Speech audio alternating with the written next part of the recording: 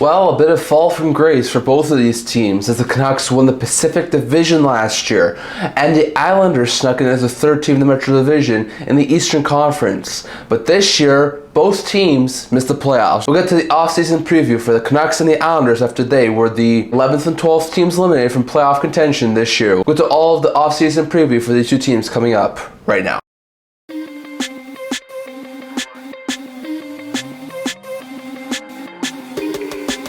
Hello everyone, welcome back to another video here at the End-to-End Hockey channel. If we're going to don't forget to like this video and subscribe below. Thank you for all of your support. I would never be able to do this without all of you guys. So if you haven't already, don't forget to subscribe down below. It really helps out the channel, and we're on the road to 500 subscribers. And don't forget to leave a comment in the comment section below listing all that was discussed in today's video. So in today's video, we've got another off-season preview video. Like we talked about, Canucks, Islanders both made the playoffs last year. Canucks is best team in the Pacific. Islanders as a third team in the Metro both missed the playoffs this year. They were the 11th and 12th teams eliminated from playoff contention. So as usual in these off-season preview videos, I'm going to break it down. We're going to look at all their stats from this past year and 3 reasons why I think they missed the playoffs. Then look at their UFAs, their RFAs, and their draft capital. And then I'll give you guys 5 ways I think these two teams should go about the offseason to try and make these teams better. So we're going to start with the Canucks, who were the 11th team eliminated on the same day as Utah, but they were a few points higher, so that's why I'm putting them in this video and Utah in the last offseason preview video. The Canucks finished with a 38, 30, and 14 record. It's not an overly bad record,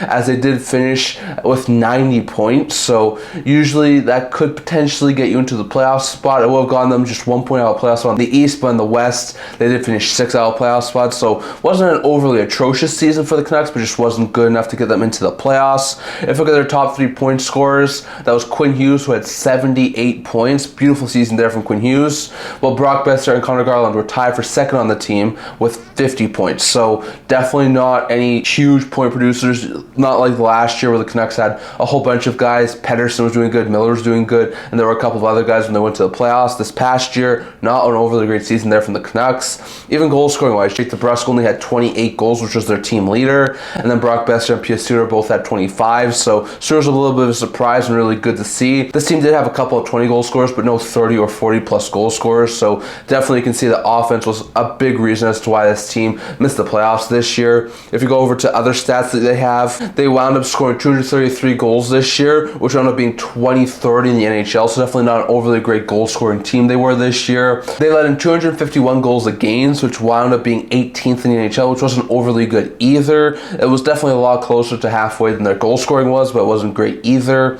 Power play percentage wise, they ran a 22.5% power play unit, which was about average, just a little bit above 15th in the NHL, so not an overly bad power play units, although it wasn't overly good either. Well, the penalty kill was probably the best stat that they had this year, as they ran an 82.8% penalty kill, which was 3rd in the NHL. So they had a really solid penalty kill. They had mediocre goals against and power play, but their goals for really did do them in this year. Score a couple more goals, win a couple more games, they will have probably made the playoffs. So those were the stats for the Vancouver Canucks. They currently have a projected $18.7 million in cap space for this upcoming season, so very interesting stuff to note there. The 3 reasons why I think this team did wind up missing the playoffs this year was, 1, the poor play from Pettersson. I think Pettersson only had 45 or 50 points or somewhere around there. Like Pettersson just 2 or 3 years ago was a 100-point player, and I think last year he even had like 70 or 80 points. He took a big step back this year, so the fact that Pettersson was not producing the way he should have been and the way he has been over the past couple of years was a major reason as to why this Canucks team took a step back this year. The second one was the injuries to Hughes, Ronak, and Demko. Demko is their team starting goaltender, even though there's some speculation as if he could potentially be moved in the offseason. He was a team starter going in and missed a whole bunch of time this year due to injuries. Hughes and Ronak was the team's top pair, and they both missed a chunk of time this year due to injuries. Ronak more than Hughes, but still both of them missed a whole bunch of time due to injuries, and Hughes in particular was banged up at some points during the season too. So the injuries to their 2 key defensemen and their starting level goaltender was another major reason as to why his team missed the playoffs. And the last reason was not enough goal scoring. As we just talked about, they were 23rd in the NHL in goal scoring. They didn't have a 30-plus goal scorer this year, so not enough goal scoring. You need to score more than 230 goals to make it into the playoffs. So this team not scoring enough goals goals this year, the injuries to Hughes, Ronick, and Demko, and the fact that Pettersson was just non-existent this year were the three main reasons, in my opinion, why this Canucks team wound up missing the playoffs this year. So those are the three main reasons why I think that. Those are the stats for the Canucks for this past year. Now going over to their significant pending UFAs, RFAs, and their draft capital for this upcoming season. So looking at their significant pending UFAs, there's a couple of major ones. They have Brock Besser, Pius Suter, Phil DiGiuseppe, Nathan Smith, Derek Forbort, Noah Juleson, Gillian Brisebois, and Akito Heroes. Now, some of those guys didn't even play much at the NHL level. Smith, Juleson, Brisebois, and Heroes all didn't have any points at the NHL level. Juleson got into a couple of games, but none of those guys were really significant players. I could see Juleson maybe be brought back. Wouldn't be surprised if Brisebois, Heroes, and Smith were let go, so we'll have to wait and see on that. DiGiuseppe had 6 points in 20 games, and Derek Forbort had 11 points in 54 games. It seems like the Canucks were pretty high on Forbort. Wouldn't be surprised if he was brought back in like a 1 to 2 year deal. DiGiuseppe could be maybe brought back as like a depth guy, but the two big UFAs that this team has are Brock Besser and Pius Suter. Both guys are extremely big pieces to that team. Besser had 25 goals and 50 points in 75 games this year. Suter had 25 goals and 46 points in 81 games this year. So both guys were huge pieces. It sounds like Brock Besser is going to walk away from the franchise. It doesn't sound like we're able to come to terms on a contract extension at this point in time. It sounds like Besser will look for a new home in free agency, so it doesn't sound like Besser will be back. Pius Suter showed he can be a really solid middle six forward in Vancouver. Not sure if the Canucks will be willing to pony up the asking price Suter will be able to command after the season he's had, but that's another big pending UFA for the Canucks, so some interesting names there. If you look at their RFA side of things, they have Atu Ratu, they have Baines, Sasson, McWard, Wu, and Tolopilio. Tolopilio was a good third, fourth stringer for the Canucks this year. Wouldn't be surprised if he was brought back in like a 1 year league minimum deal. Wu, McWard, both didn't get into any NHL action this year. I wouldn't be overly surprised if Wu or McWard weren't qualified, but also wouldn't be surprised if they were brought back on lower end deals. But Sasson, Baines, and Ratu all look like they have futures in the Canucks organization. Sasson had 3 goals and 7 points in 29 games. Baines had a goal in 13 games, and Ratu had 7 goals and 11 points in 33 games. I think all three of those guys will probably be brought back. Probably won't cost any more than like $2 million on an AAV, but I definitely think that after the seasons at the NHL they had, Ratu, Baines, and Sasson will probably be brought back. So those are RFAs for the Canucks. If you look at the draft capital for the Vancouver Canucks, they have the average you expect an NHL team to have. 7 draft selections, 1 in every one of the rounds. So they have their picks in the first round, the second round, the 5th, 6th, and 7th round. So they have their picks in all of those rounds. They also have the San Jose Sharks 3rd round pick and the Ottawa Senators 4th round picks. So interesting note there. Those are all going to be relatively high picks in their respective draft rounds. So interesting note there. But the Canucks do have 7 draft selections in this year's draft, which isn't overly bad for a team who missed the playoffs. It's not great, but it's not overly bad either. So interesting note there. And lastly, going over to 5 things I think this Canucks team should do to try and improve in the offseason. So one has to be sign or replace Brock Besser. Brock Besser has been a fantastic top 6 goal scorer throughout his entire tenure in Vancouver, but especially the last few years. I know he only had 25 goals this year, but he was a 40 goal scorer the year prior when they went to the playoffs. So even if Besser is going to be leaving, and it doesn't sound like he's going to be brought back by the Canucks, then they have to go out and find a replacement, whether that be via the trade market, via the free agent market. They have to find some way to get a top 6 winger, whether that be going out trying to sign like a Mitch Marner or a Nikolai Ehlers on the free agent market, or maybe someone else like that, maybe a Sam Bennett, or try and go out in the trade market, try and get someone in the trade market. Not sure who they could target. Could they go after a guy like Chris Kreider, maybe a guy like Travis Zegras? Like, I'm not sure who they could try and target, but they either have to try and figure out some way to re-sign Besser or replace his production in there, so we'll have to wait and see on that.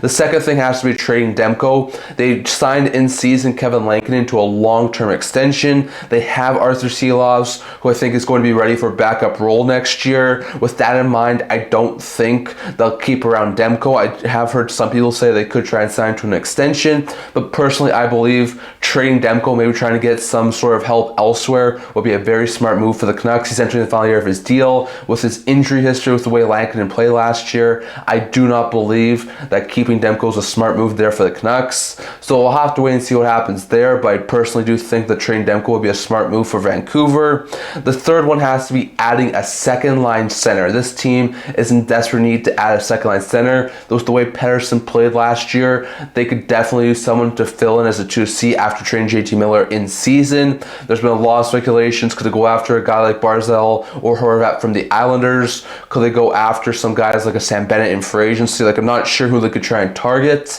but after the lost production by JT Miller, Filipino will be more of a third line center at this point in his career. I think they could be smart to try and go after a second line center, so we'll have to wait and see on that. The fourth thing I think they should do is try and let some of their younger players play, whether that be Aturatu, Jonathan Lekaramaki, or Tom Willander. Now, Willander hasn't signed an ELC at this point, so we'll have to wait and see on that, but Lekaramaki and Ratu for sure both showed this year they can play at the NHL level, and I think should be top 9 forwards as early as next year. So I think letting some of their younger guys get into NHL roles will be a smart move there for Vancouver. And the last thing I think would be to add some bottom 6 help. Obviously, this team did not score enough goals this year, and I think adding some more bottom 6 help to sort of distribute their scoring will be a smart move for Vancouver. So whether that be a guy like Marcus Johansson from Minnesota, Yanni Gourde from Tampa, Christian Dvorak from Montreal, or a guy like Connor Brown from Edmonton, I think going out this free agency and signing 1 or 2 guys who can sort of round out that bottom 6 would be a very smart move there for the Vancouver Canucks. So in my opinion, signing or replacing Brock Besser in the lineup,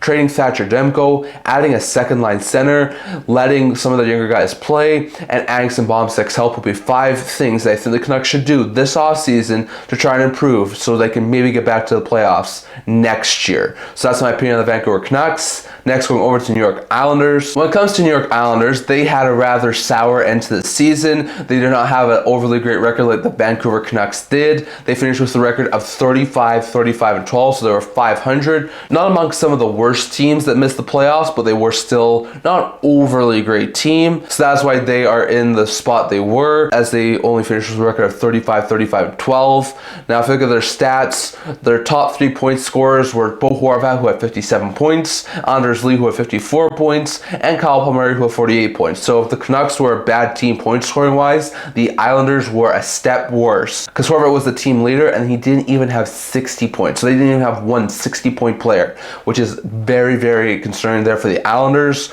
Goal scoring wise, still not overly great. Anders Lee led the team with 29 goals, Horvat had 28, and Kyle Palmieri had 24. So those are 3 point scoring and goal scoring leaders, and Lee didn't even crack the 30 goal plateau. So this is another team who didn't have a single 30 or 40 goal scorer on their team this year. So definitely offensive concerns for the Islanders, just like the Canucks. If you look at their stats, goal scoring wise, they only scored 222 goals, which was tied for 27th in the NHL goal scoring wise. Like, they were a worse team goal scoring wise than the Canucks, one of the bottom dwellers in the goal scoring department. So definitely, goal scoring was not a strong suit there for the Islanders. Goals against was a little bit better and a little bit closer to 500, but still not overly great. They let in 257 goals against, which was 20th in the NHL. So definitely not great goals against wise, but they are definitely better than goal scoring. And their special teams were terrible. They had a 12.6 power play percentage and a 72.2 penalty kill percentage.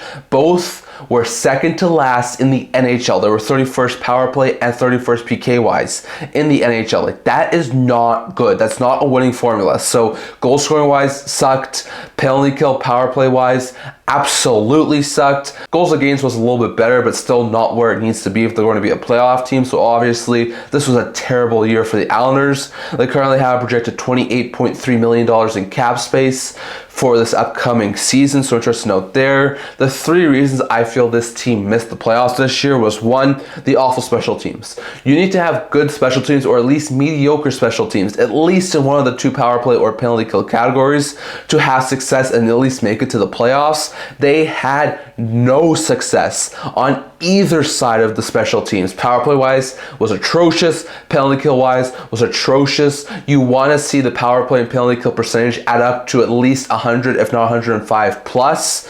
So like 20% power play, 80% PK, you'd have a 100% special teams, which is what you want to see. This team had an 84.8% special teams rate. That is atrocious. So definitely the awful special teams was a major reason as to why the Islanders missed the playoffs this year. Not enough scoring, like we talked about, 222 goals for, barely above 200. That's not going to cut it for making the playoffs. You need to have superb goals against, and that's something they do not have either. So in my opinion, not enough goal scoring from this team was another major reason as to why the Islanders missed the playoffs. And the last thing was the injuries to Barzal, Duclair, Dobson, Pelech, amongst others. Like, this team had a ton of injuries. Dobson missed a good chunk of the season. Pelech missed a good chunk of the season. Barzal and Duclair were out for months due to injuries. Varlamov was their backup goaltender, missed basically the entire season besides the first month and a half due to injuries. So all in all, the Islanders were an extremely banged up team this year, had a lot of injuries, especially to a few key players, and that's another reason, in my opinion, as to why this team missed the playoffs. So in my opinion, the awful special teams, both power play and PK wise, not enough scoring for this team, and the injuries this team took to superb players were the three main reasons, in my opinion, as to why the Islanders wound up being eliminated from playoff contention. So interesting note there, but that's my opinion on why they missed the playoffs and their stats. Going over to the significant pending UFAs, RFAs, and their draft capital for its upcoming offseason. So the UFA side, they have a couple of interesting players, as they have Kyle Palmieri, Hudson Fasching, Julian Gauthier, Tyce Thompson, Mike Riley, Tony DeAngelo, Grant Hutton, and Skarek. Skarek got into one NHL game as a goaltender, put up a 3.94 JA, 872 save percentage. Wouldn't be surprised if he was let go. Could maybe be brought back as like a third stringer, so we'll have to wait and see on that. You have Grant Hutton, who had 13 games played, 2 assists. Decent depth guy. Wouldn't be surprised if he was brought back on like a 1 to 2 league minimum deal. Wouldn't be surprised if he left.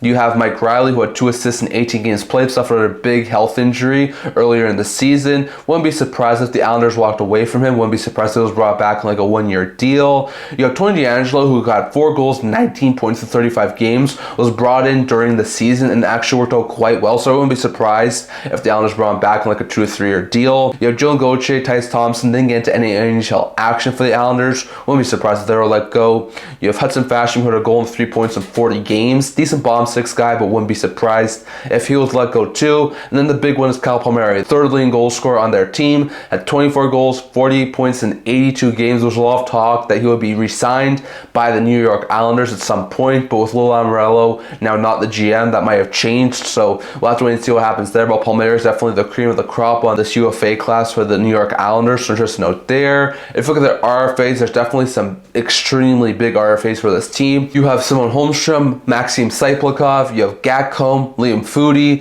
Boqvist, Peronovich, Dobson, Romanov, and Bolduc. Now Bolduc, Foudy didn't get into very much NHL action. Wouldn't be surprised if they were not qualified. Wouldn't be surprised if they were brought back. You have Alex Romanov, who had 4 goals and 20 points in 64 games. Very solid, top 4 defensive-minded defenseman. Would not be one bit surprised if he was brought back. You have Scott Peronovich and Boqvist. Both were in-season acquisitions. Boqvist had 4 goals and 14 points in 35 games. Peronovich had 2 goals and 9 points in 35 games. Would not be one bit surprised with where they are in their careers right now if they were not qualified, but also wouldn't be surprised if maybe one of them was brought back on like a 1 to 2 year deal with a low AAV.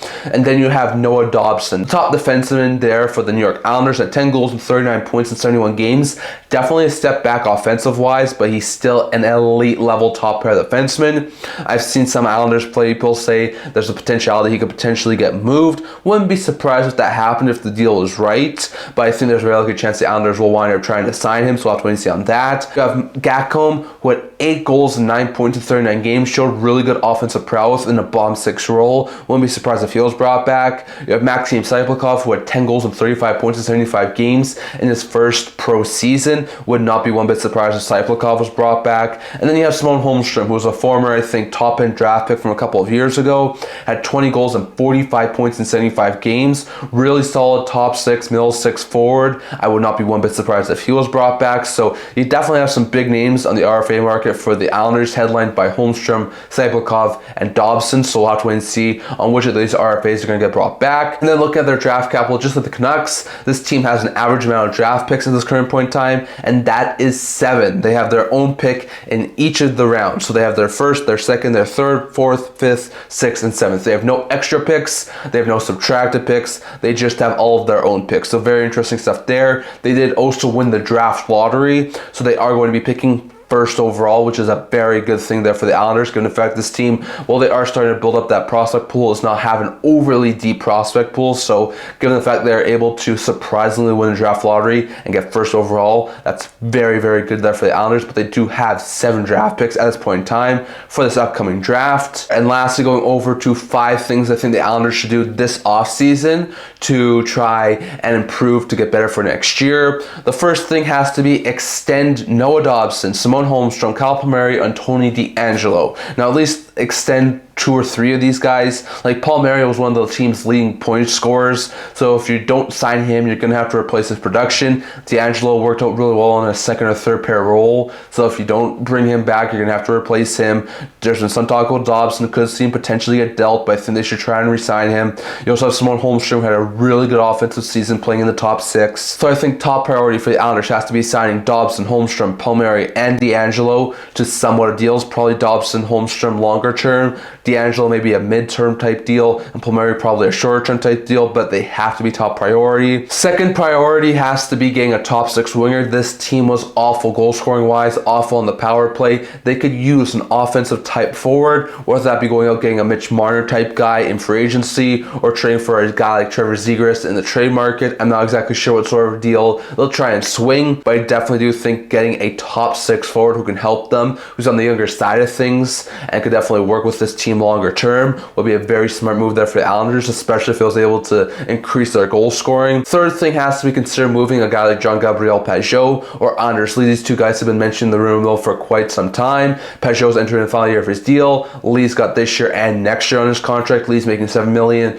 Pageau $5 million. Pageau's done decently as a third line center, but I think his time in NYI is coming to an end. And while Lee is still their captain, he's definitely not the goal scorer that he once was. So if they can make it work cap-wise and other teams are interested enough, I could see Pageau and or Lee get dealt in the offseason, so we're going to have to wait and see on those 2 guys. The fourth thing has to be pick the right player with the first overall pick. They were the first overall pick, so I think they have to pick right, whether that be going after Schaefer, Misa, Hagens, or Martone, one of those 4. We know that a couple of years ago, Canadians went a little bit off the board, selected Slavkovsky over Shane Wright. At this point in time, it's looking like a really good deal for the Canadians. So picking the right player at first overall has to be another priority for the New York Islanders. And the last thing that I think the Islanders need to do is say, look at the Canucks, they need to add some bottom 6 help. The bottom 6 goal scoring is a big reason as to why a lot of these teams made the playoffs, and this Islanders team did not have an overabundance. So whether that be going out and guiding a guy like Evgeny Dadonov, or Yoel Armia, or Anthony Beauvillier, bringing him back, or a guy like Nick Bukestad in free agency, I think they have to go out and try and get some more bottom 6 help, especially in free agency. Whether they get 1 or 2 or 3 guys to sort of try and help round out this team to have a solid scoring unit for next year. So definitely, in my opinion, extending those key guys, getting a top 6 winger, moving potentially Pageau and or Lee, getting a solid player with that first overall pick, and adding some bottom 6 help are the 5 major things that I think the Islanders should do this offseason to try and improve to get back to the playoffs for the first time since 2 years ago. So definitely, that's all I'm going to talk for today. I'd love to hear your guys' thoughts. Are you surprised the Canucks and the Islanders both missed the playoffs this year? Are you surprised that they both did not have overly great goal-scoring seasons? And what do you think that these 2 teams need to do in the offseason to get back to the playoffs next year? Definitely hear your thoughts on all of that down in the comment section below. That's all I'm going to talk for today. Remember to like this video and for listening to subscribe below. Thank you for all of your support. I would never do this without you guys, so if you haven't already, don't forget to subscribe button down below. Don't forget to comment down in the comment section below. I also have a blog to make news, rumors, analysis, stuff like that, so check that out. I'll link that down in the description below. Can't wait to see you guys all for the next video. See you guys soon.